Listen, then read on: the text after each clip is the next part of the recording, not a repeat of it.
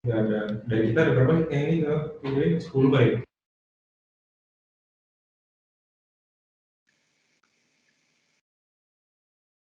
Oke, udah 10:10. Mungkin kita mulai saja. Ya, selamat pagi Bapak Ibu semuanya. Terima kasih atas kehadirannya di webinar ini. Dan selamat datang juga. Jadi di webinar ini yang berjudul The Digital Imperative, New Perspective of Enterprise Customer Experience. Nah, perspektif baru Customer Experience dan transformasi digital sudah bukan lagi pilihan. Ini merupakan suatu keharusan.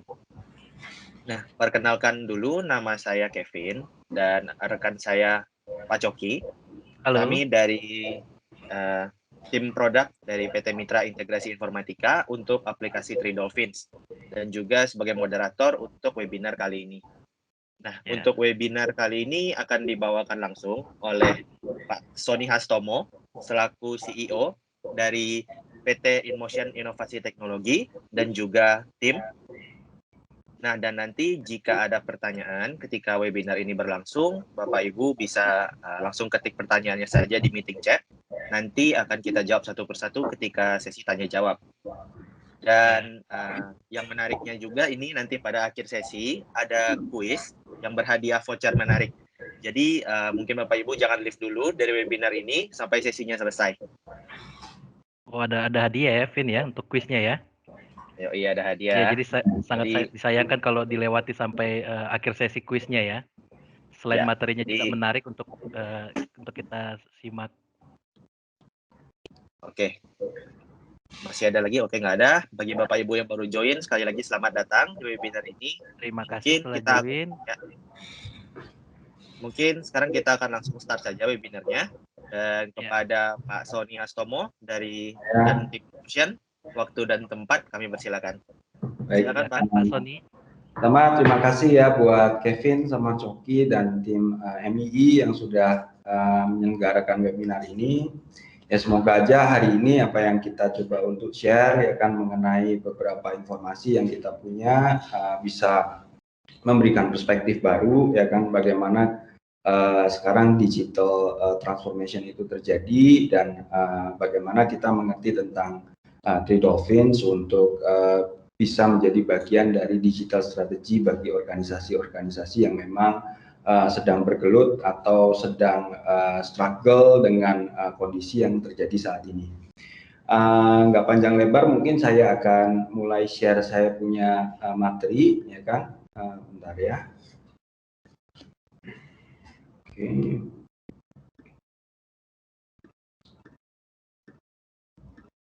Materi saya.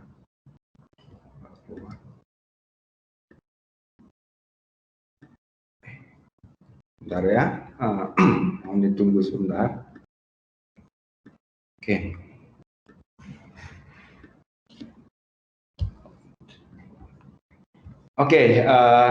Selamat pagi semuanya, semangat ya.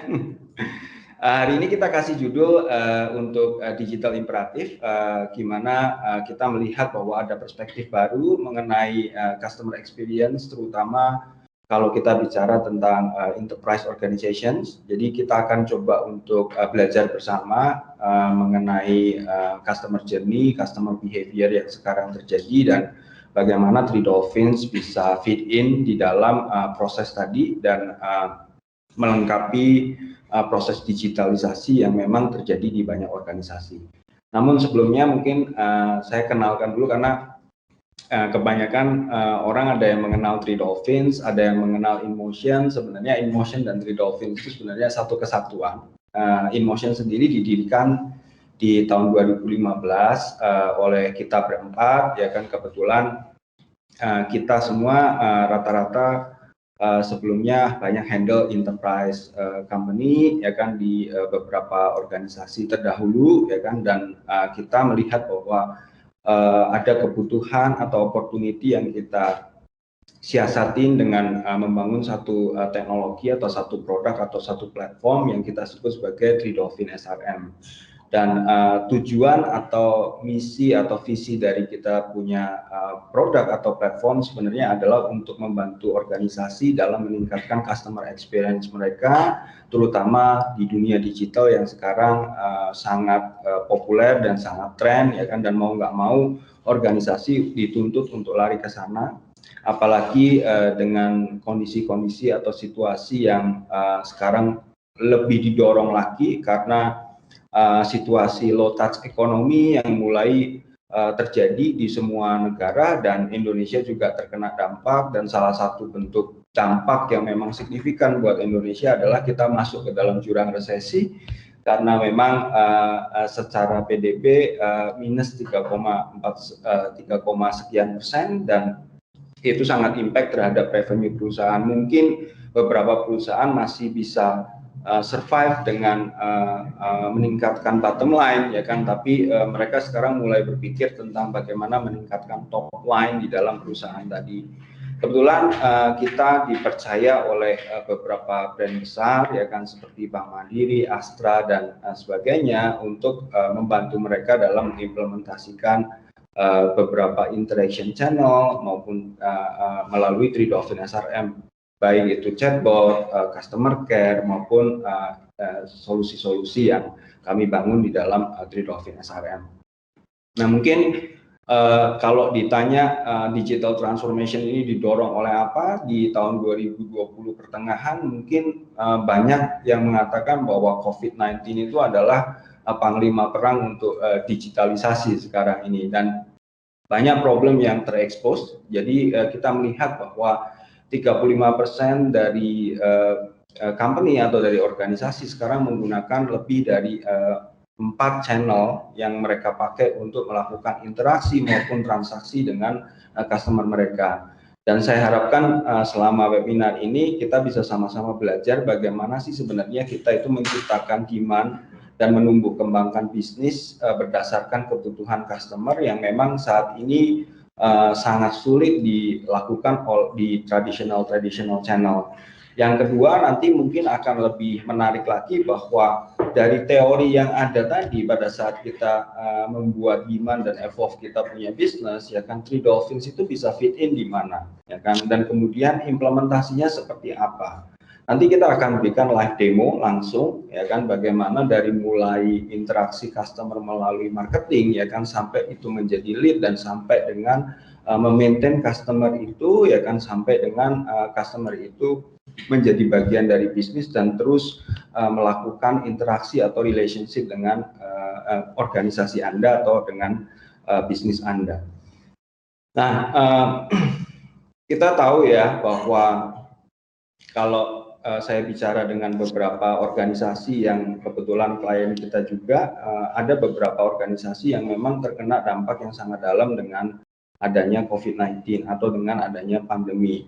Dan bukan berarti, apalagi sekarang sudah mau akhir tahun, ya kan, mereka sudah mulai memikirkan bagaimana sih strategi yang perlu dilakukan di tahun 2021 nanti, ya kan. Ini sudah bulan November, sebentar lagi Desember, perencanaan pasti sudah banyak dibuat, dan tahun 2021 mau tidak mau kita mesti menghadapi kondisi yang memang belum pasti, ya kan. Pandemi ini kan kalau kita perhatikan, ya kan, vaksin juga masih many months kata Joe Biden kemarin katanya gitu kan untuk ada gitu kan. Jadi mau nggak mau kita harus bergerak. Nah, strategi yang utama berdasarkan observasi atau riset yang kita lakukan melalui white papernya PwC, ya kan, itu menunjukkan ada 3 bagian penting atau komponen penting yang perlu dilakukan di dalam strategi untuk planning tahun 2021. Yang pertama mengenai produk dan service. Bagaimana produk dan service itu dikemas menjadi sesuatu yang lebih mudah diakses oleh customer, ya kan, dan lebih memiliki nilai konsumtif yang lebih ekonomis, ya kan. Jadi kita memperhatikan hal-hal itu, ya kan, itu mulai terjadi karena memang kalau kita lihat dari pertumbuhan di Indonesia, salah satu kontribusi yang menurun adalah konsumsi rumah tangga. Jadi proses untuk merubah ya kan atau mengenhance kita punya produk dan service ya kan ke market itu sangat penting ya. Yang kedua, bagaimana kita membangun pricing kita ya kan sehingga di dalam ekonomi yang sulit ini ya kan pricing kita masih bisa masuk ke market ya, dan itu perlu bisnis modeling yang cukup tepat ya kan untuk menghadapi tahun 2021. Dan yang ketiga, channel-channel apa yang bisa kita pakai sebagai distribution channel untuk produk dan service yang akan kita deliver ke market. Ini 3 hal yang paling penting yang menurut para CFO bahwa ini key points untuk menumbuh kembangkan revenue atau membangun kembali revenue yang hilang di tahun 2020 karena kondisi yang tidak menentu tadi. Ya. Nah, apa aja sih key aspek atau 6 poin yang harus diadaptasi atau harus diadaptasi oleh perusahaan-perusahaan saat ini adalah pertama ya kan bagaimana kita mensiasati customer punya behavior ya kan, yang kita semua tahu bahwa customer behavior sekarang semua go online ya. Meskipun marketplace sekarang meningkat ya kan, tapi kedepannya apakah marketplace itu dianggap sesuatu yang significantly akan mengenerate demand di dalam produknya kita juga mesti tahu ya kan. Jadi kita mesti terus memperhatikan customer behavior, baik itu ada di marketplace, baik itu di sosial media dan sebagainya. Dan ini perlu disiasatin dengan melakukan end-to-end customer experience journey yang memang terintegrasi dengan proses yang ada di dalam bisnis atau di dalam perusahaan. Yang kedua, produk dan service ya kan. Produk dan service ini banyak sekali yang sekarang berusaha untuk mereimagine atau membayangkan ulang bagaimana produk dan service ini sebenarnya menjadi satu digital experience ke end user atau ke customer. Kita pasti ingat ya bahwa kalau kita lihat misalnya Uber ya, misalnya Uber itu dia nggak punya taksi ya kan, artinya dia tidak mempunyai produk ya kan, tapi dia menjual experience ke end usernya sebagai produk dan service-nya mereka ya kan.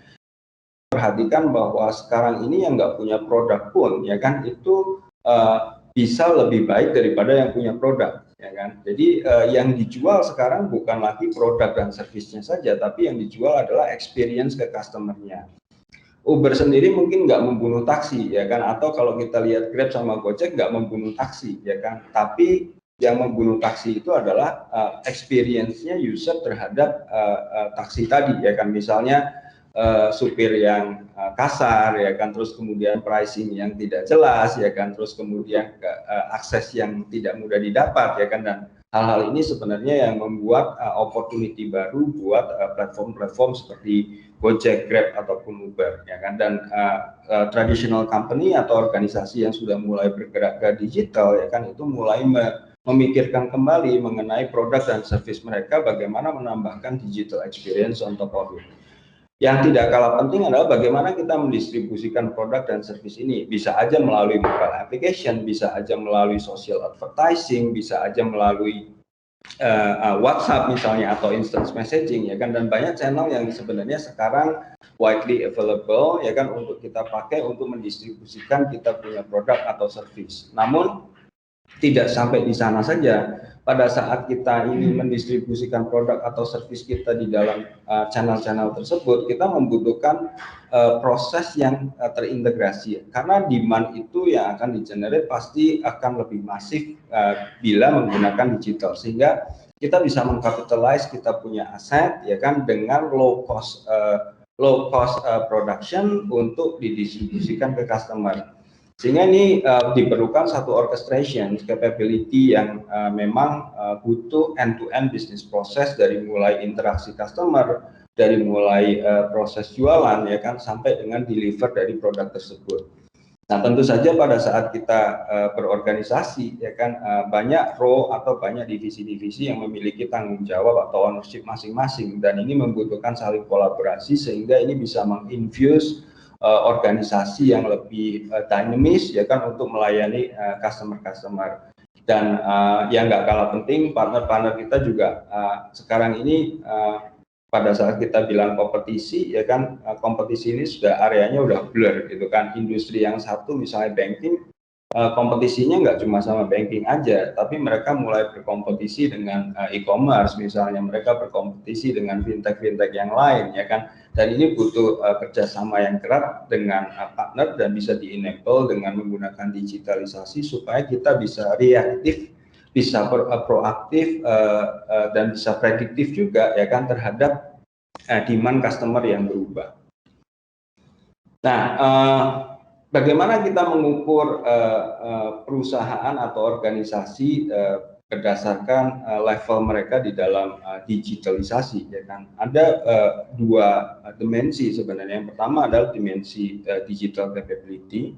Yang kita lihat adalah teknologi enabler yang diimplementasikan di dalam organisasi tersebut. Saya nggak akan bahas terlalu banyak tentang beginners, tapi fashioниtas ini sebenarnya adalah satu organisasi. Kita mungkin bisa melihat ya, nanti mungkin lihat sendiri di dalam organisasi masing-masing ya kan, bagaimana mereka menerapkan digital capability di dalam organisasi itu. Biasanya fashioниtas itu sebenarnya banyak sekali inisiatif digital yang ditumbuh kembangkan di dalam perusahaan, tetapi ada negatif areanya, di mana negatif areanya ternyata bahwa fashioниtas ini banyakkan mengembangkan digital inisiatif yang saling duplikasi, sehingga secara investasi ini tidak terlalu bagus bagi perusahaan karena banyak function-function yang sebenarnya duplikat ya kan antara satu dengan yang lainnya untuk digital feature yang memang akan di-enable di market ya kan. Sedangkan untuk konservatif biasanya lebih departemental. Jadi kalau kita mengimplementasikan digital inisiatif, biasanya area tertentu di dalam organisasi tersebut atau di divisi tersebut punya kemampuan digitalisasi, tapi tidak terorganize di dalam satu vision yang besar, sehingga tidak bisa memaksimalkan kita punya objektif atau perusahaan punya objektif yang ujungnya sebenarnya perusahaan punya objektif ada dua kan ya, revenue efficiency generations dan juga mengoptimalkan cost sehingga kita bisa meningkatkan profit dengan lebih baik. Sedangkan digital master ini lebih balance, artinya pada saat mereka mengembangkan digital inisiatif ya kan mereka lebih visionary dan mereka melihat itu secara cross organizations supaya tidak ada fitur yang duplikasi antara satu dengan yang lainnya dan lebih optimal pada saat kita melakukan revenue generations. Nah, kita bisa lihat apa yang terjadi biasanya ciri khas ini hasil dari observasi di Dierponet ya kan, dari MIT bekerja sama dengan MIT ya kan, dan ternyata mereka mendapatkan observasi seperti ini bahwa perusahaan-perusahaan yang itu lebih konservatif ya kan, revenue generation-nya di tahun 2020 ini menurun 10%, tapi profitability-nya naik 9%. Nah, ini mungkin kalau nanti lihat financial statement kita lihat nih sebenarnya revenue kita meningkat atau menurun gitu kan. Kalau menurun ya kan berarti ini lebih konservatif ya kan, tapi kalau profitability-nya naik berarti bisa dimasukkan ke dalam kategori konservatif. Sedangkan digital master ya kan itu menunjukkan efisiensi yang lebih bagus di mana revenue generation-nya tetap bertumbuh dan profitability-nya tetap meningkat. Jadi ini hubungannya dengan investasi ya kan, dan hubungannya dengan bagaimana kita menerapkan digital baik itu secara leadership maupun capability di dalam perusahaan. Nah, kita punya mappingan biasanya kalau kita lihat customer punya journey di dalam satu bisnis itu mulai dari proses awareness. Nah, awareness ini biasanya di-trigger oleh marketing division ya kan, melalui personalized social ads ya kan, baik itu melalui Facebook ads, Instagram ads maupun Google ads ya kan. Mereka berusaha untuk memperkenalkan atau memberikan awareness mengenai produk dan service yang mereka berikan ke market ya kan. Dan kemudian kalau kita lihat social ads biasanya banyak yang memberikan kemampuan untuk onboard atau kita bilang adalah pembuatan demand ya kan melalui lead generation ya kan. Dan bagaimana kalau orang ini tertarik dengan produk atau service yang didistribusikan melalui ads ya kan, dan kemudian menjadi lead yang memang convert ya kan ke dalam perusahaan sampai dengan proses pembelian. Nah, tiga hal ini kita lihat bahwa saling berkesinambungan dan itu berhubungan juga dengan bisnis proses yang ada di dalam perusahaan yang sebenarnya banyak sekali yang bisa kita otomasi atau bisa kita efisiensikan di dalam digital capability. Nah, nanti di dalam demo ini kita akan cover 2 skenario. Pertama adalah skenario dari mulai awareness sampai dengan purchasing yang kita automate, ya kan. Kemudian retention dan advokasi ini lebih banyak ke bagaimana kita tetap mempertahankan atau maintain kita customer kita, ya kan, melalui retention, melalui customer care, ya kan, melalui feedback loop, ya kan, sehingga kita bisa tetap menjaga customer kita tetap berada di dalam bisnis yang kita bangun, sehingga akhirnya itu akan mengenerate revenue generation yang lebih baik, ya kan, dan juga meningkatkan profitability. Nah, di bagian kedua ini kita akan coba untuk understand tentang Three Dolphins. Yang belum mengenal Three Dolphin SRM, mungkin saya akan kasih glance apa sih sebenarnya Three Dolphin SRM itu, gitu kan. Nah, Three Dolphin SRM basically terdiri dari 4 modul utama, ya kan, saat ini, ya kan, kita akan terus melakukan inovasi untuk menumbuhkan capability lain yang bisa mensupport inisiatif digitalisasi, mulai dari chatbot, ya kan, kita ada conversational platform yang mengautomate sebagian besar dari customer interactions melalui bisnis proses yang ada di dalam perusahaan. Kemudian ada service SRM. Service SRM ini lebih fokus di customer care, ya kan. Cuma banyak kan kita melihat bahwa digital channel, ya kan, sebagai alat utama untuk komunikasi dengan customer care, dan saat ini kita mensupport sekitar 20 lebih channel, mulai dari Instagram, YouTube, WhatsApp, ya kan, dan sebagainya. Dan customer care system ini juga kita melihat memang ada beberapa organisasi yang berusaha untuk melakukan inisiatif dengan meshing mereka punya traditional channel seperti email dan teleponi juga ke dalam omni channel customer care system mereka, sehingga kita juga masih melihat bahwa ini punya opportunity untuk digabungkan, ya kan, artinya di mash up antara digital channel dengan traditional channel seperti teleponi dan email.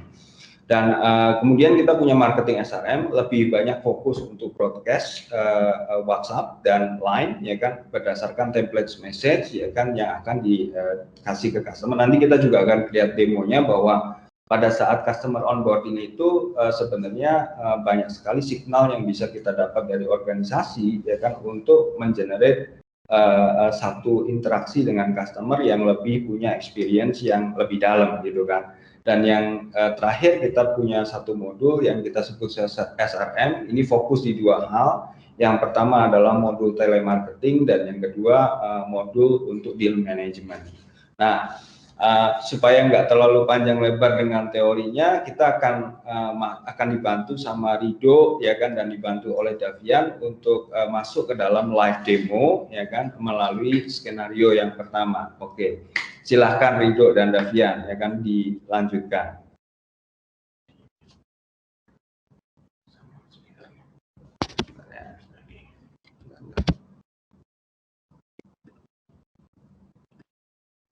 Oke, thank you.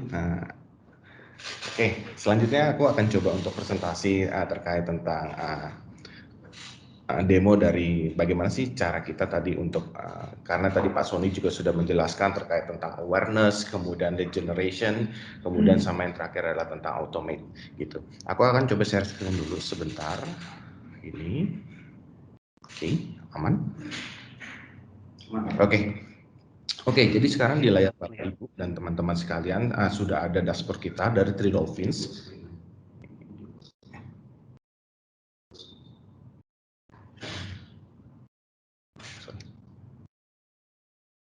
Oke.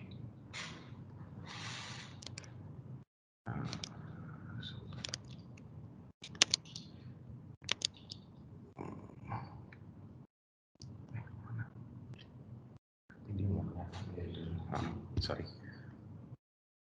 Sebentar ya. Oke, ini sudah ada tampilan dari dashboard Three Dolphins. Jadi ini salah satu tampilan ketika kita akses sebagai telemarketing. Jadi sebenarnya kalau kita bicara big picture-nya, kita bicara tentang sebenarnya kan ada dua part yang menjadi bagiannya. Yang pertama itu adalah telemarketing, di mana telemarketing ini biasanya fungsinya untuk memfollow up leads-leads yang masuk ke dalam suatu bisnis perusahaan. Kemudian yang kedua ini adalah tentang sales. Jadi sales ini biasanya setelah dari lead tersebut, mana yang memang proper, mana yang benar-benar serius untuk mereka untuk membeli produk kita, kemudian itu dilakukan follow up selanjutnya oleh tim sales seperti itu.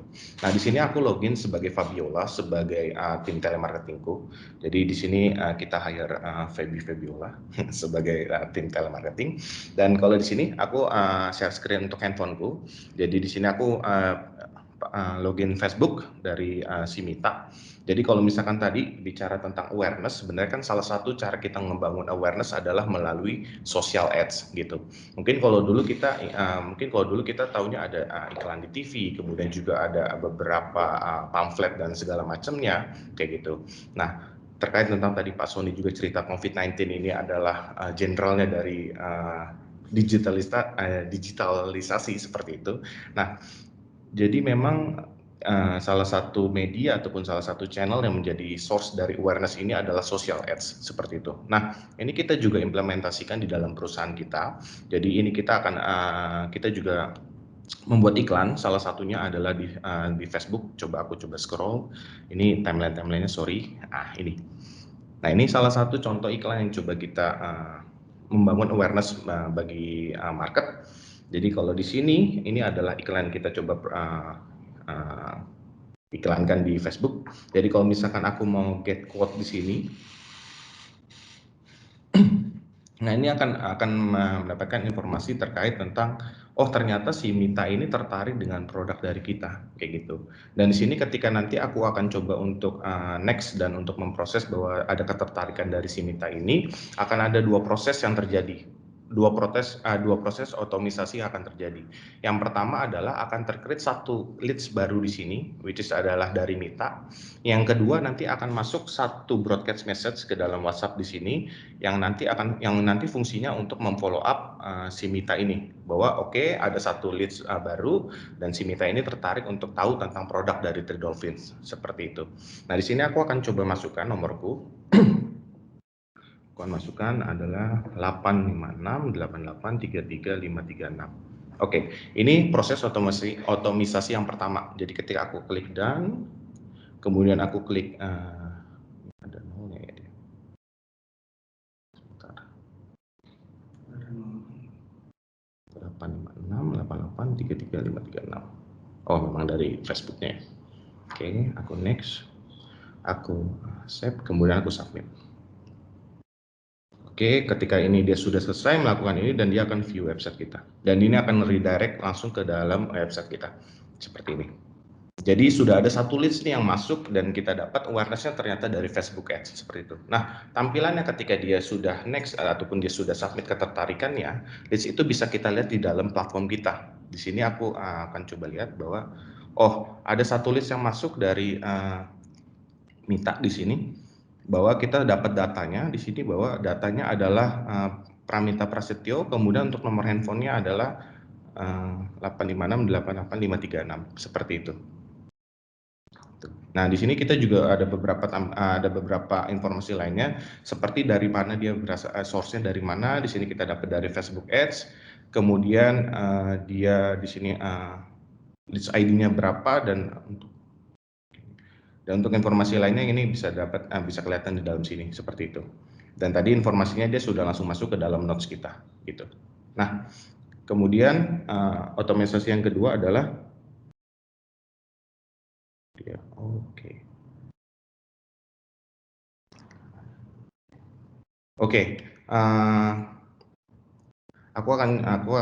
itu salah satu contoh yang pertama ketika dia datang dari Mita. Ketika dari handphone, yang kedua ini adalah dari website. Jadi untuk tampilan Facebook Ads ini, selain dari mobile apps, kita juga bisa dapatkan dari website seperti itu. Jadi di sini, kalau di sini aku akan minta untuk penawarannya.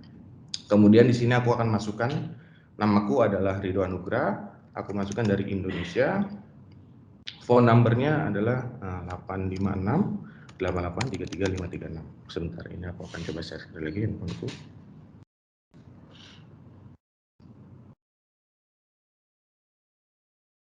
Sebentar aku coba sharekan handphoneku. Oke. Sini aku akan next. Aku terima dan aku submit. Oke. Nah, sama seperti tadi, di sini akan tercreate otomatis satu leads dari Ridho Anugrah di sini. Dan seperti teman-teman atau Bapak Ibu lihat bahwa ada satu broadcast yang otomatis terkirim ke nomor tersebut. Bahwa si Bella ini bilang bahwa, hai, aku dapat informasi kamu tertarik dengan produk Tridolfin, silakan untuk lengkapi data kamu, seperti itu.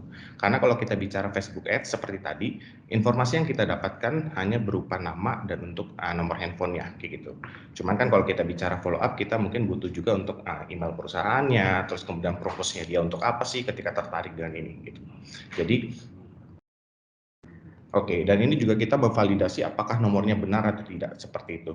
Nah, setelah dia sudah mendapatkan broadcast ke dalam WhatsApp seperti ini, aku tinggal klik aja yang di sini isi datanya, kemudian di sini akan diproses oleh chatbot. Nah, ini adalah salah satu solusi yang kita coba hadirkan. Jadi ketika yang pertama adalah marketing, selanjutnya adalah kita bisa profiling melalui chatbot, gitu.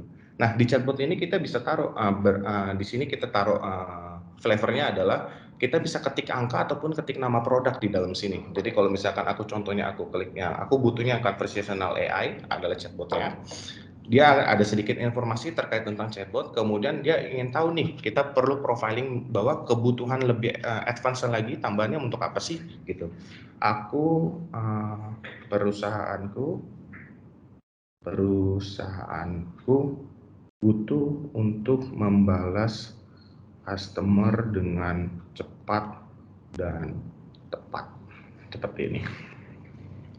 Oke, mohon informasikan dari perusahaan mana berasal. Aku bilang perusahaanku adalah contoh InMotion aja, InMotion, gitu.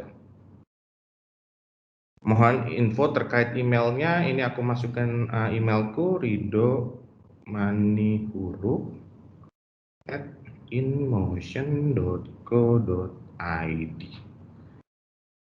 Oke, di sini dia akan mengkonfirmasi lagi apakah informasi di atas sudah sesuai atau belum, kayak gitu. Jadi kalau misalkan kita sudah confirm bahwa oke, ini informasinya sudah cocok, kita tinggal ketik aja ya atau oke di sini. Dan sekarang dia sudah masuk ke dalam proses selanjutnya. Sudah kita profiling si Ridho ini, gitu. Dan di sini di dalam Ridho ini dia akan terotomatis masuk satu tas lagi bahwa dia akan setting untuk meetingnya, seperti itu. Dan di sini berhubung dia masuk ke dalam customer service, jadi di sini customer service-nya sedang tidak login dan ini bisa langsung di follow up oleh customer service ya, gitu. Jadi customer service ini untuk melanjutkan bahwa oke, setelah dia profiling masuk ke customer service, kemudian nanti bisa bicara langsung dengan live agent-nya dan untuk diinformasikan terkait bahwa oke, kebutuhannya apa dari perusahaan mana, sama mau di set meeting di tanggal berapa ataupun perlu untuk dilakukan follow up selanjutnya, seperti itu. Nah, jadi di sini kita sudah melakukan dua proses otomatisasi. Yang pertama itu adalah dari leads, kemudian dia masuk ke dalam dashboard kita, ke dalam platform sini bahwa ada list dari Ridho. Kemudian yang kedua itu adalah otomatisasi ketika dia melakukan profiling data seperti ini. Jadi ketika dia melakukan profiling data, kebutuhannya seperti apa, nah ini kita bisa dapatkan informasinya ke dalam sini, gitu. Nah, selanjutnya setelah kita dapat profiling melalui chatbot ini, ada otomatisasi lagi yang bisa kita lakukan. Yang pertama ini kita langsung untuk sambungkan ke customer service kita atau bisa disambungkan ke sales kita yang bisa langsung follow up leads tersebut, atau bisa kita masukkan ke dalam sini untuk kita create untuk tasnya bahwa oke, tasnya tolong untuk meeting di sini dan kita melakukan untuk detail-detail lainnya, seperti itu. Jadi itu adalah relasi yang kita bisa bangun dari proses dari pertama adalah awareness sampai dengan leads generation dan kita bisa untuk mengotomatisasi itu semua, seperti itu. Jadi ini terkait tentang demo yang pertama, di mana kita dapat leads baru dari social ads, kita proses otomatisasi, dan itu juga kita bisa langsung sambungkan ke customer service ataupun sales terkait, seperti itu. Dari aku sekian, nextnya akan ada demo juga dari Davian untuk skenario yang kedua. Thank you. Oke, thank you Mas Rido.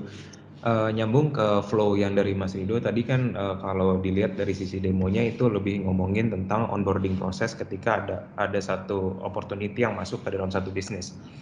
Nah, selanjutnya yang harus dilakukan adalah gimana kita manage account tersebut, manage company tersebut supaya tetap engage dengan kita. Kalau di materi yang tadi disampaikan oleh Pak Sony juga sebelumnya, jadi ada proses di mana setelah itu kita harus bisa jaga retention-nya dan juga memberikan advocacy terhadap customer kita. Nah, di sini saya akan coba tunjukkan ada skenario di mana let's say ada satu customer yang memang sudah engage dengan kita gitu ya, dengan Three Dolphins. Sebentar. Nah, ini saya menggunakan WhatsApp sebagai touch point ya. Jadi let's say ketika ada satu customer yang sudah engage dan dia pengen bikin user baru, dia bisa ngomong dulu sama chatbot sebagai first layer-nya dulu. Jadi misalnya saya bilang bisa bantu buat user baru. Oke.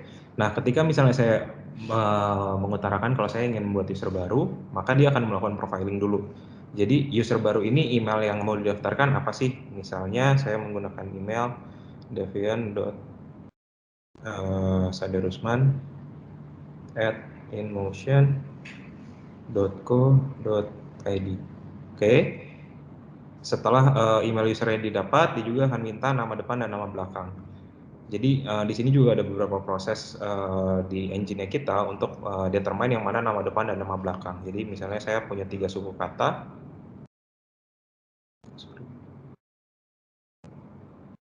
Seperti ini. Nah, oh, layarnya belum di-share. Sebentar. Screen 1. Oke, layarnya udah kelihatan belum ya? Oke, mungkin saya tunjukkan dari awal. Jadi saya engage sama botnya di sini. Nah, ketika saya ngomong minta user baru, lalu kemudian bot akan merespon untuk profiling. Jadi di awal dia akan nanya email saya, terus nama depan dan nama belakang saya, terus role apa sih yang pengen ditambahin di dalam platform Three Dolphins ini. Let's say saya mau bikin untuk operator. Nah, setelah profiling selesai, dia akan konfirmasi apakah betul data-data yang sudah disubmit. Jadi emailnya adalah davian.sadarusman@inmotion.co.id. Karena tadi saya masukin 3 suku kata, Davian Mahawira Sadarusman, maka engine akan ngebagi yang nama belakang adalah Sadarusmannya dan nama depan adalah 2 suku kata di depan, gitu, dengan role operator. Apabila memang sudah sesuai, maka saya tinggal konfirmasi datanya. Nah, di sini setelah konfirmasi selesai, maka akan menjadi tiket. Jadi di sini kita punya satu aplikasi namanya Three Dolphins Anywhere. Ini saya login sebagai supervisor. Jadi ketika misalnya agentnya lagi nggak online, itu masuknya akan ke supervisor dulu. Di sini ini data yang tadi, davian.sadarusman@inmotion, nama depan Davian Mahawira, nama belakangnya Sadarusman. Misalnya ternyata ini ada agent nih di webbase-nya. Kalau bisa dilihat ini ada namanya Maudi Hayu sebagai operator. Saya bisa lihat di situ, maka saya bisa reassign ke Maudi Hayu ini. Nah, ketika saya selesai reassign, maka Maudi Hayu akan mendapatkan tiket conversation untuk kebutuhan pembuatan user baru. Sebentar, saya geser dulu handphone. Nah, jadi di sini si Maudi sendiri bisa melihat sebenarnya request-nya apa sih gitu ya, dengan data-data seperti apa, emailnya apa, nama depan, nama belakang, dan role-nya. Nah, untuk proses otomisasi yang lainnya yang kita lakukan juga, yaitu kita langsung meng-create satu task untuk pembuatan user baru ini. Jadi mungkin saya share screen handphone saya tutup dulu. Nah, di sini sudah ada task yang dimasukkan secara otomatis ketika ada request untuk meregistrasikan user baru dengan detail ini yang tadi sudah disampaikan oleh usernya. Yang akan melakukan itu adalah ada di Davian Mahawira dan juga ada di Rido, gitu.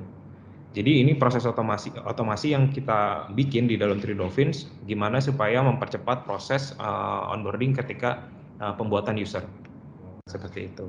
Nah, terus misalnya saya butuh data-data lain nih, dari sisi Maudi butuh data-data lain ketika mau registrasi user baru. Atau misalnya saya mau follow up. Jadi saya di sini bisa add comment, mau tanya progres pembuatan user ini sudah sampai mana ini? Banyak-banyakan. Nah, ketika di sini ada komen gitu. Nah, di sini sebenarnya kalau saya login sebagai misalnya let's say saya login sebagai Davian. Sebentar. Saya login lagi.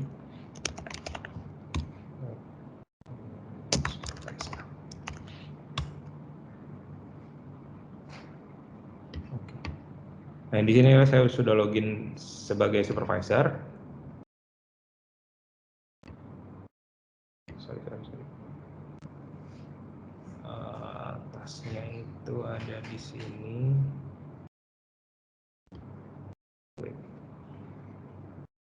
Oh, sorry saya salah user. Harusnya Davian yang satu lagi. Oke. Nah, jadi di sini sudah ada task create new user. Nah, di sini Rido sudah menjawab masih dalam proses, yang ini jam 12 selesai. Saya minta komen, mohon segera dibuatkan supaya bisa diakses customer. Gitu.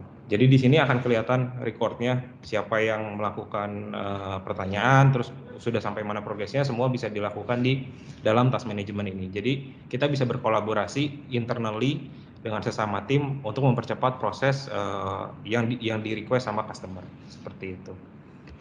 Jadi ini adalah dua skenario yang sudah kita coba buatkan supaya bisa memberikan gambaran sebenarnya secara proses end to end dari pertama kali customer ingin onboarding dengan satu bisnis sampai akhirnya gimana caranya kita melakukan retention dan juga advokasi terhadap customer tersebut. Okay. Nah, jadi let's say ini usernya sudah terbuat, maka saya hilang lagi. Setelah misalnya usernya terbuat, tasknya sudah selesai. Sebentar saya sambil share screen handphone saya lagi.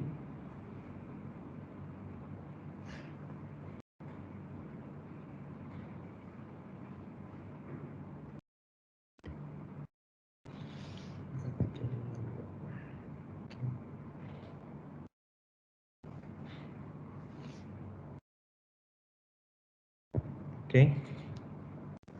Nah, jadi let's say di sini setelah selesai untuk request sudah kami buatkan, misalnya gitu ya, dari sisi mau dia akan mengirimkan message. Nah, ini juga akan real time diterima oleh customer. Nah, jadi dia tahu kalau dia lagi ngomong sama siapa dan juga progresnya udah seperti apa. Nah, misalnya saya balas, oke, terima kasih. Nah, jadi setelah ini saya bisa close tiketnya. Nah, biasanya kan setelah kita melakukan conversation, kita pengen tahu dong seberapa puas sih customer ini terhadap apa yang kita lakukan gitu ya dari sisi service-nya. Maka saya bisa memberikan survei ke sisi customer. Jadi saya close with feedback di sini untuk mendapatkan penilaian. Nah, dari sisi customer akan mendapatkan short link. Jadi kalau untuk di WhatsApp ini karena text based, kita akan mendapat short link. Nah, di sini saya klik. Nah, saya di sini bisa memberikan penilaian. Misalnya saya kasih 8 karena saya puas. Tapi kalau misalnya saya tidak puas, misalnya oke lah, so-so lah, saya kasih 4. Nah, saya bisa memberikan komen di sini. Gitu. Nah, let's say saya puas, saya submit.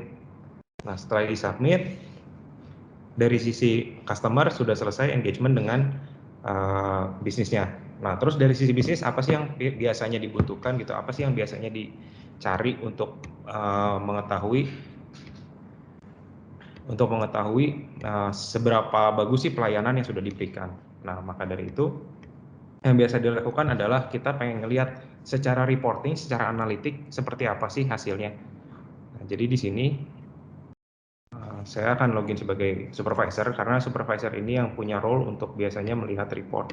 Jadi karena operator itu kan fungsinya adalah untuk serving customer. Saya di sini login sebagai Anya. Si operatornya namanya Anya Wae. Nah, di sini saya bisa lihat analitiknya.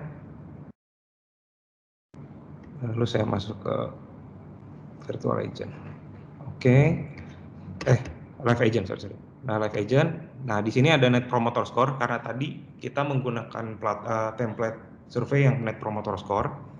Nah, jadi di sini saya bisa lihat hasilnya seperti apa. Ini yang tadi Davian Mahawira dengan nomor tiket sekian gitu.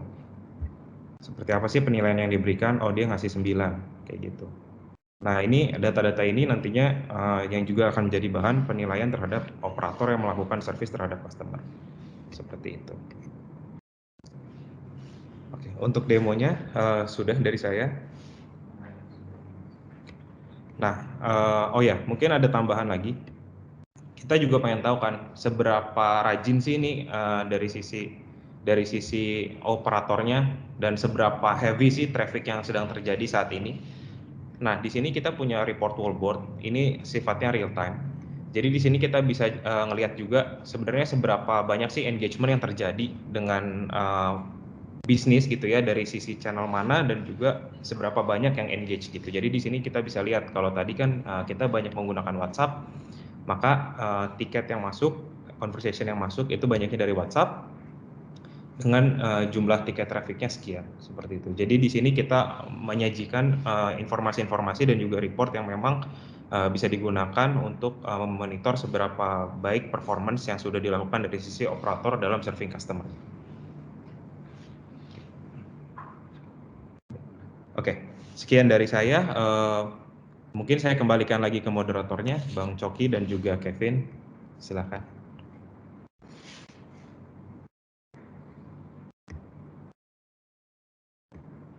Ya, terima kasih.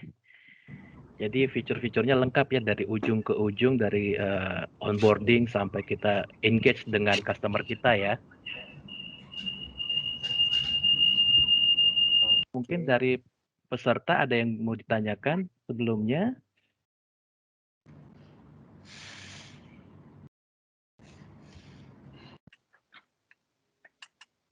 Mungkin bisa raise hand atau ketik. Ya, Oke, ada pertanyaan di chat dari Bapak ya. Arif ya. Arif. Berapa untuk maksimal data user yang bisa daftar? Dan jika user yang sudah terdaftar, apakah nanti akan ada masa expired account-nya atau tidak? Oke, mungkin bisa dijawab.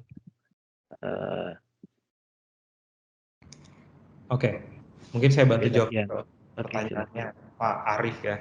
Berapa untuk maksimal data user yang bisa daftar? Maksimal data user yang bisa daftar dan jika user yang sudah terdaftar, apakah nanti akan ada masa expired account-nya atau tidak? Sebagai live agent berarti ya pertanyaannya. Iya, biasanya kalau untuk berapa jumlah maksimal data user dan juga akan expired apa enggak, biasanya tergantung sama subscription plan-nya, gitu ya. Jadi memang secara komersial kita ada secara subscription. Kalau misalnya skema subscription, maka tergantung sama subscription plan-nya seperti apa, berapa banyak usernya yang sudah disetujui dan juga sampai kapan subscription plan ini berlangsung seperti itu. Oke, subscription berarti sebagai SaaS kah? Ya. On-premise kah? Mungkin sambil diinfokan. Oke. Mungkin secara komersial, jadi kita memang untuk Street Dolphin sendiri bisa subscription plan atau sebagai SaaS, tapi kita juga bisa untuk implementasinya sebenarnya bisa juga on-premise, gitu ya, untuk perpetual seperti itu. Oke, jadi baik itu SaaS on cloud, subscription, on-premise-nya juga available ya, baik Betul. itu subscription on-premise maupun perpetual ya di on-premise ya. Betul. Oke. Sebelumnya tadi untuk di live agent-nya channel-nya ya, boleh disebutkan ada berapa banyak sih channel yang bisa diintegrasikan di omnichannel-nya Three Dolphins? Oke, kalau jumlah channel untuk dari sisi ticketing berarti ya, itu kita lebih dari 20 channel Bang. Jadi mungkin sebagai informasi juga, kita ini sudah bisa integrasi dari yang traditional channel tadi kayak Pak Sony sudah sebutkan juga seperti teleponi, SMS dan juga ke sisi digital channel kayak Instagram, Facebook, Twitter dan teman-temannya gitu. Termasuk di dalamnya ada WhatsApp juga. Berarti ada tadi yang tradisional sama yang sudah yang digital ya, yang sosial media ya, instant messaging. Ini ada pertanyaan lagi dari ini Bapak atau Ibu, mungkin maaf kalau salah saya menyebutkan, Harwianto Chin. Bagaimana integrasi dengan sistem lain jika dibandingkan dengan Microsoft CRM? Apakah ini kompetitor atau saling melengkapi? Oke. Jadi bantu jawab terkait tentang bagaimana integrasinya, terus jika dibandingkan dengan Microsoft CRM, apa ini kompetitor atau saling melengkapi? Oke, jadi kalau kita bicara seperti sekarang, Three Dolphins sudah support untuk API. Jadi kalau misalkan kita bicara tentang Microsoft SCRM, jadi sekarang pun kita juga bisa mengintegrasikan bukan hanya dengan Microsoft CRM, tapi any kind of third party system, dengan syarat bahwa kalau mereka pun juga open API seperti itu. Karena di Three Dolphins sendiri pun kita juga sudah ada hampir 100 lebih untuk API yang bisa diintegrasikan kayak gitu. Nah, kalau dibilang apakah kompetitor atau saling melengkapi, sebenarnya kalau dari Three Dolphins sendiri kita biasanya memang menawarkan full service, tapi kan biasanya kalau kita bicara bisnis memang sudah ada beberapa sistem atau aplikasi yang sudah diimplementasi di sana gitu. Jadi posisi kita juga bisa melengkapi dan empower dari sistem tersebut gitu. Karena memang ya, mungkin saya bantu jawab juga. Secara Three Dolphins sendiri secara strategi produk ya kan kita modular. Ya kan, dalam artian kalau Bapak memang butuh hanya modul tertentu, misalnya chatbot, customer care aja dengan social media platform misalnya, itu kita fleksibel secara pricing ya kan, dan biasanya memang ya di organisasi ada yang sudah implementasi sales CRM misalnya gitu kan. Jadi memang itu investasi yang nggak bisa dibuang begitu aja gitu kan. Dan kita punya satu modul yang namanya proses integration flow, yang di mana di situ kita bisa secara dynamic dan fleksibel mengintegrasikan dengan third party application. Dan saat ini kita udah banyak berinteraksi dengan third party application, baik itu yang existing dari proprietary satu vendor ya maupun in-house application-nya mereka. Jadi kita membatasi fleksibilitas dari Three Dolphins ya kan, di mana kita bisa fit in di dalam digital enablement di area tertentu ya kan, kami tetap membuka diri ya kan, berintegrasi atau berkolaborasi dengan aplikasi yang lain. Oke, terima kasih. Berarti bisa dibilang saling melengkapi ya. Jadi kalau Bapak Ibu punya legacy system mungkin CRM yang sudah eksis sekarang di bisnis Bapak Ibu, bisa dilengkapi dengan teknologi yang dari Three Dolphins ini ya, berarti ya? Iya. Oke, mungkin kita ke pertanyaan berikutnya ke Ali Romdoni. Apakah ada fasilitas notif misalnya ke level di atasnya apabila ada case yang belum solve atau close terlalu lama?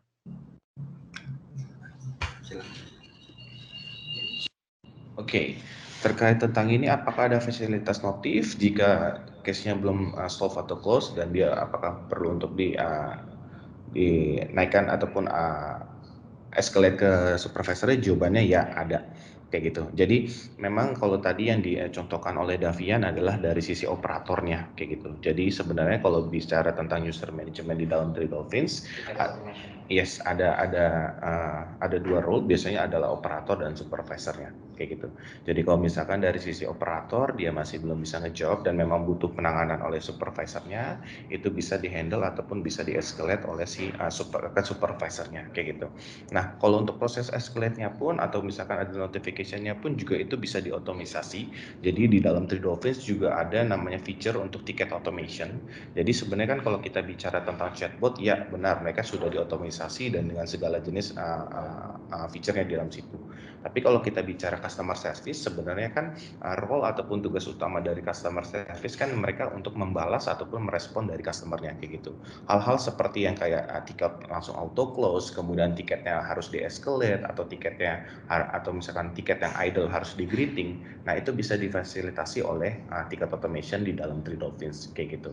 Jadi sekarang memang dari sisi operatornya pun ataupun dari sisi supervisor, sebisa mungkin senyaman mungkin mereka bisa untuk lebih produktif ketika ngejawab dengan customer gitu. Begitu Bang Coki.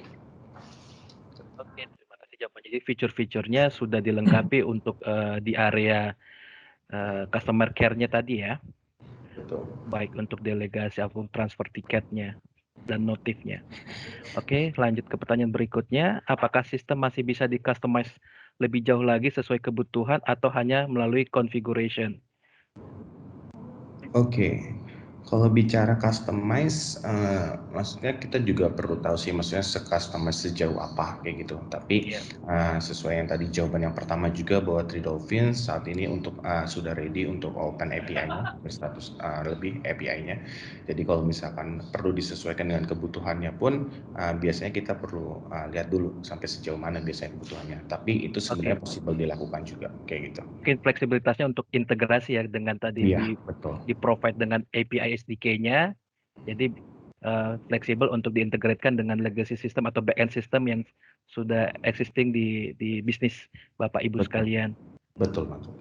Oke, kita ke pertanyaan berikutnya. Kalaupun memang ada yang mau ditanyakan, boleh diketik lagi. Kalau ada pertanyaan jawabannya dirasa masih belum pas. Kemudian dari Bapak Budi Hertanto, apakah Three Dolphin ini bisa diintegrasikan ke PBX untuk menggantikan IVR? Oh, karena tadi disebutkan ya tadi untuk teleponia. Mungkin silakan dibantu dijawab.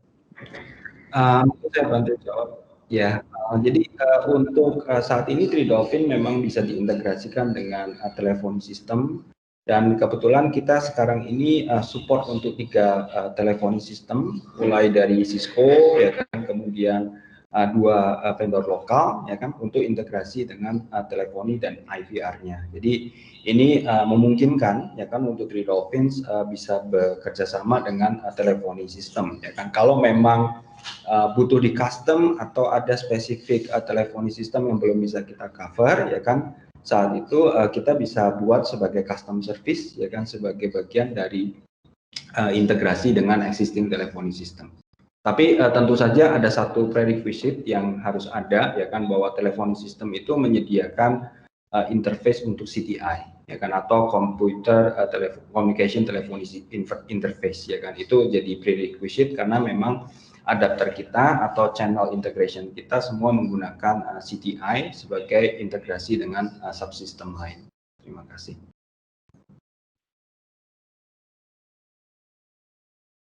Terima kasih, berarti sudah diintegrasikan ke 3 sistem teleponi. Mungkin ada pertanyaan lain, mungkin Bapak Ibu sambil menunggu pertanyaan berikutnya bisa mengisi form feedback. Sudah tersedia di chat untuk linknya. Nanti akan tersedia sertifikat webinar pada sesi hari ini.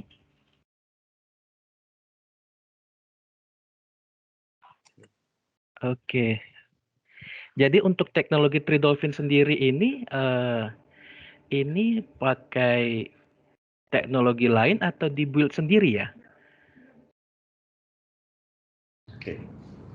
Oke. Jadi kalau kita bicara Three Dolphins, memang bisa dibilang ataupun trennya dibilangnya adalah karya anak lokal, ya biasanya seperti itu. Oke. Karena memang Jadi Three Dolphins sendiri, karena Three Dolphins sendiri produk dari Indonesia, jadi memang kalau secara produk pun juga kita build in, kita build in sendiri seperti itu.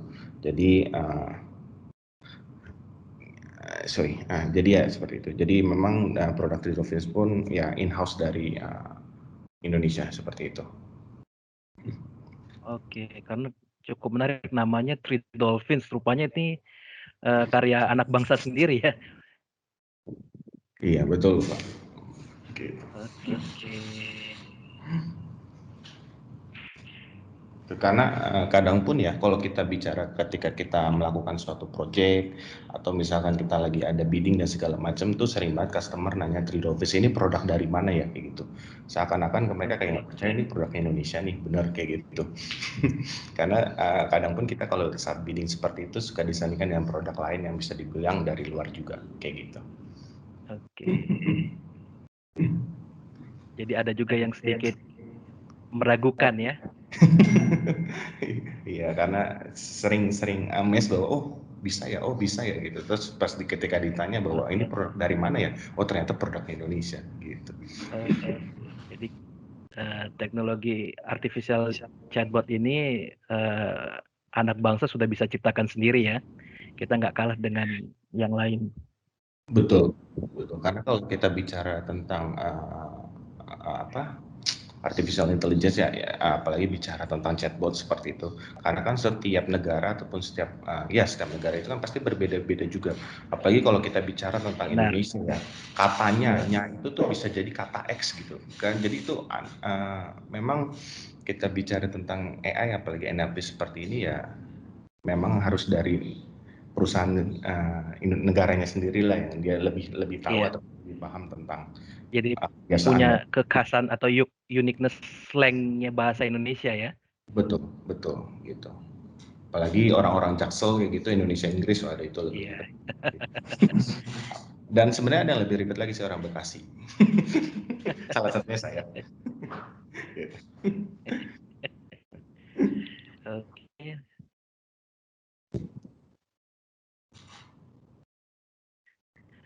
Kalau dari sisi roadmap ada bisa di-show kan? Maksudnya dari perjalanan Dolphin sendiri sampai feature yang terbaru ada bisa ditampilkan?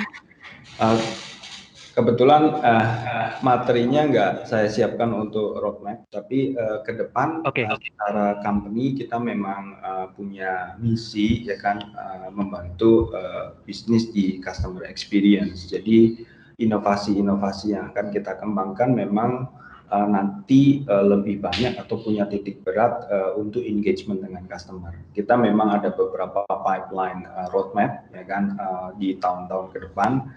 Misalnya adalah customer loyalty ya kan yang kita sedang proses untuk product development, sehingga ini membantu rebuilding juga revenue perusahaan, karena kita melihat bahwa sekarang tuh banyak sekali perusahaan atau organisasi yang fokusnya ke revenue dulu nih, karena memang tahun kemarin itu tahun 2020 lah ya, itu memang dipaksa ya kan perusahaan untuk banyak yang struggle di building that revenue back ya kan. Jadi hal-hal ini memang jadi cukup penting ya kan untuk tahun-tahun ke depan. Oke, mungkin saya sambil infokan alamat email, mungkin jika ada pertanyaan setelah sesi webinar ini saya infokan di tampilan chat. Oke, jadi bisa kirim email tersebut jika ada misalkan ada mungkin butuh pertemuan selanjutnya, presentasi lanjutan, bisa diinfokan ke coki.turnip@mii.co.id ataupun kevin.trisnio@mii.co.id.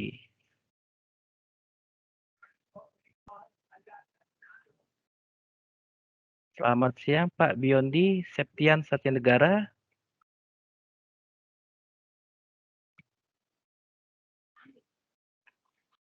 Oke, apakah ada pertanyaan berikutnya? Kalau tidak ada pertanyaan berikutnya, kita lanjutkan ke sesi quiz.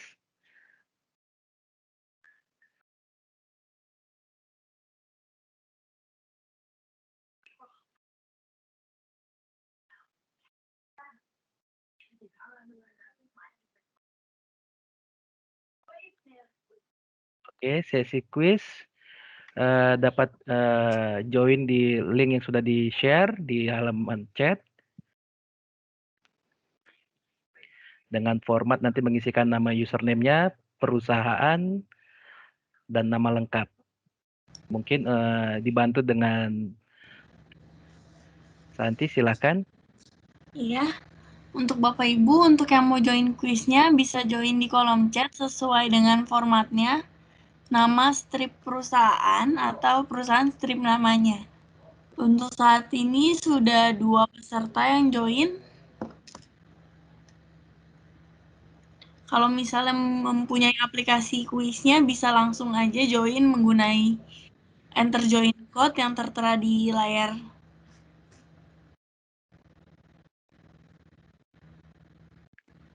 Ini partisipannya ada 55 kurang lebih.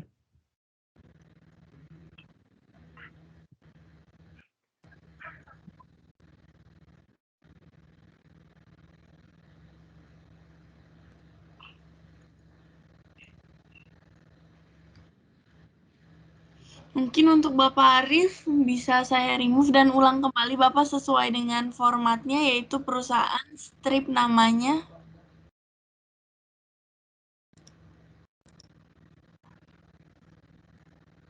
Oke, untuk Bapak Arif silakan Untuk Bapak di-info Nanang juga kembali. boleh diulang kembali, Bapak.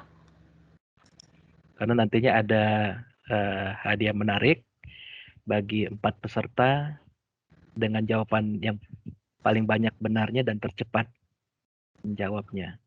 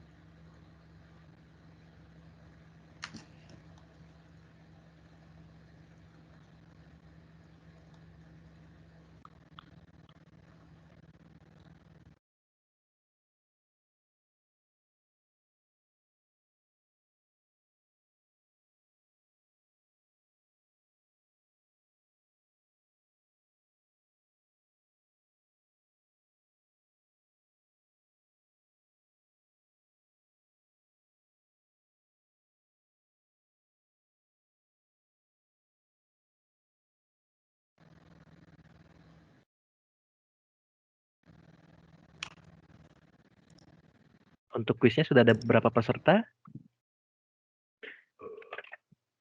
Mohon maaf, mungkin terputus.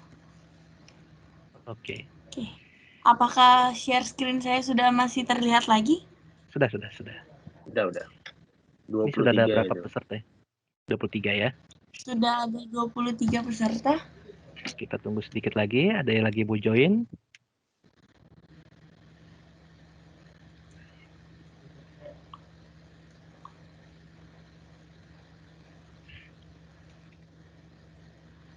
Mungkin untuk Bapak Ibu diharapkan tidak double akun, karena kalau double akun kita diskualifikasi ya Bapak ya. Jika misalnya beliau menjadi pemenang gitu. Oke, masih 23.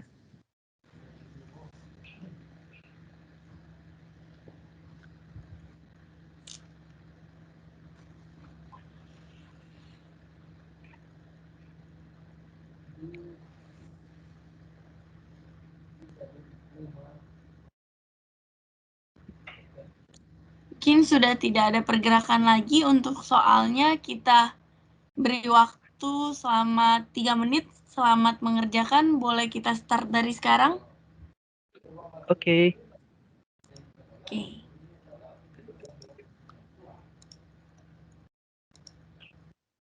Bisakah?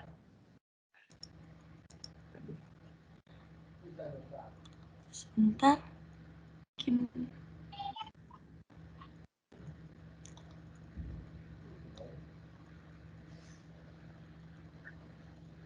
Masih loading. iya.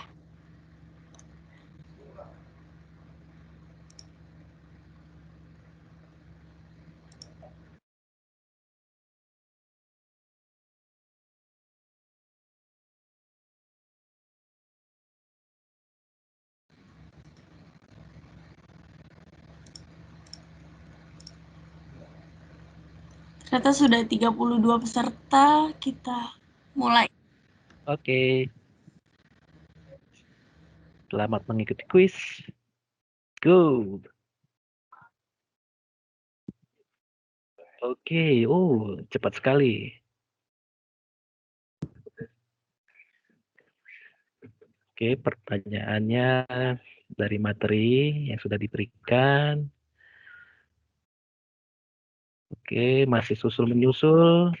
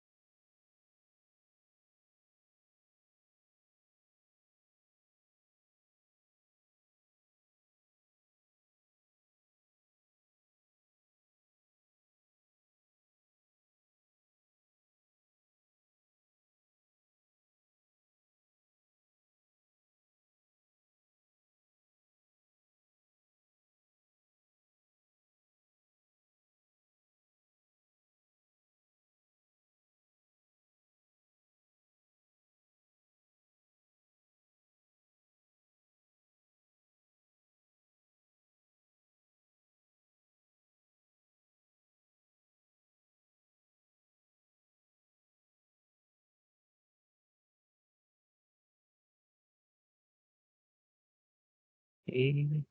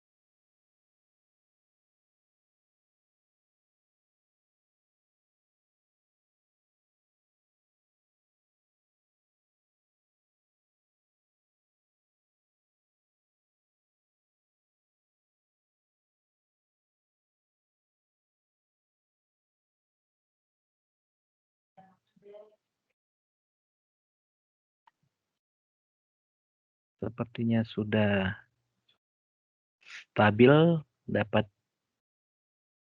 4 pemenang. Kita coba tunggu sebentar.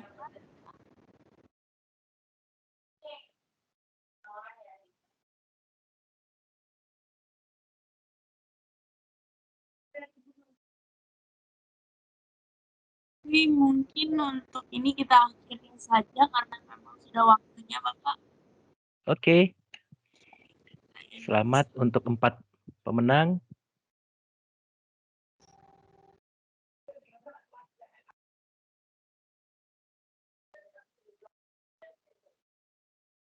Di posisi pertama ada Bapak yang dari Sadana, yang kedua ada Bapak Febrianto dari ALT, yang ketiga ada Bapak Ramadhani dari Bungalun, dan yang keempat kita lihat di akhir ada Bapak Arif Lukman dari Ciputra World Surabaya. Tuh. Bagi pemenang. Karena di posisi ketiga ini terdapat 2 orang, jadi yang skornya sama yang diambil di posisi 1, 2, 3, dan 3 ini ya Pak ya, di urutan Oke, ya, 1 sampai ya. 4 ya. Oke, selamat sekali lagi.